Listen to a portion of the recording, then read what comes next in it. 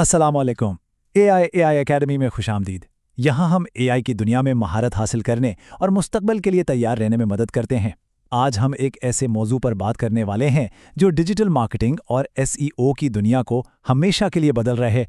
जी हाँ, हम बात कर रहे हैं एईओ की, यानी एआई इंजन ऑप्टिमाइजेशन की।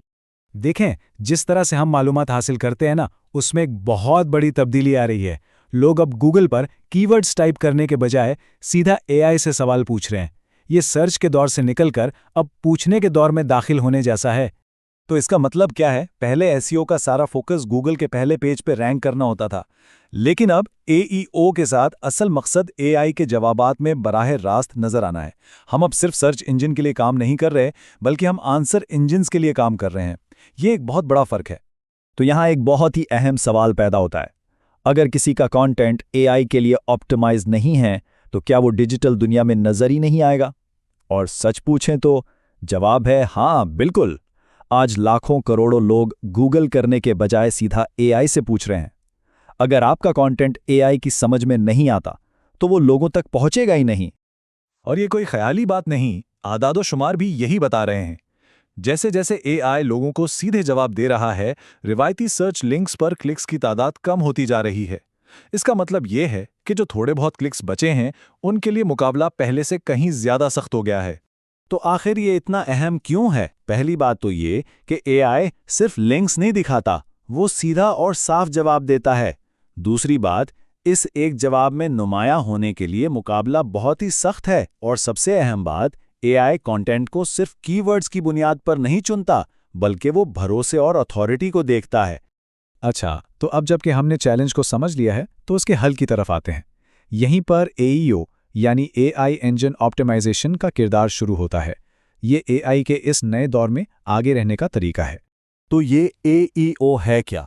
एईओ, जिसे कुछ लोग जीईओ यानी जनरेटिव इंजन ऑप्टिमाइजेशन भी कहते हैं, दरअसल अपने कंटेंट को इस तरह से तैयार करने का अमल है कि एआई टूल्स इसे ना सिर्फ समझ सकें, बल्कि इस पर भरोसा भी करें और फिर अपने जवाबात में इसे बराह रास्त शामिल करें। आसान लफ्जों में, ये इस नए डिजिटल दौर में नजर आने की चाबी है। चलें, अब थ्योरी को एक तरफ रखते हैं और देखते हैं कि इसको अमली तौर पर कैसे करना है। अब हम एक ऐसी स्ट्रैटेजी पर बात करेंगे जिस पर अमल करके कोई भी अपने कंटेंट को एआई का भरोसेमंद जरिया बना सकता है। मौसर एएओ के लिए ये 6 कदम बहुत अहम हैं। पहला, यूजर के इरादे को समझें। सोचें कि लोग एआई से किस तरह के सवाल पूछ रहे हैं। दूसरा, बिल्कुल वाज़ेह और सीधे जवाब लिखें, मुख्तसर और टू दी पॉइंट। तीसरा, सवाल जवाब का फॉर्मेट इस्तेमाल करें, क्योंकि एआई को ये बहुत पसंद है। चौथा, अपने कंटेंट में अथॉरिटी सिग्नल शामिल करें, जैसे कि डेटा, फैक्ट्स और ज़राए का हवाला।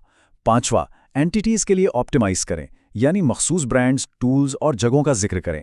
और आखिरी छठा कदम, ज़बान को सादा रखें। जितना आसान होगा, एआई के लिए समझना उतना ही बेहतर होगा। तो सर्च का मुस्तकबिल कैसा दिखेगा?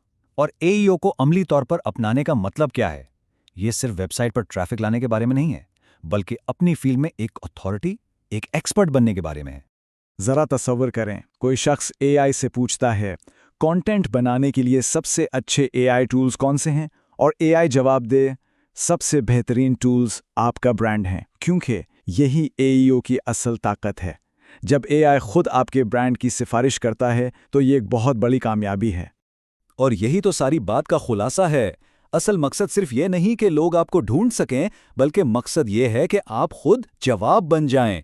जब कोई सवाल पूछे, तो एआई जो जवाब दे, वो आपका कंटेंट हो। तो इस सारी गुफ्तगू के बाद एक सवाल जो हर एक को खुद से पूछना चाहिए, क्या आपका कंटेंट एआई के इस नए दौर के लिए तैयार है? ये वो सवाल है जिस पर आज हर बिजनेस और हर कंटेंट क्रिएटर को संजीदगी से सोचने की जरूरत है। याद रखें, एआई ही मुस्तकबिल है और एआईओ इस मुस्तकबिल में कामयाबी की कुंजी है। एआई पर मजीद ऐसे ही जबरदस्त ट्यूटोरियल्स के लिए IKAI एकेडमी को यूट्यूब, टिकटॉक और फेसबुक पर फॉलो और सब्सक्राइब करना ना भूलें। हमारे साथ जुड़े रहने का शुक्रिया।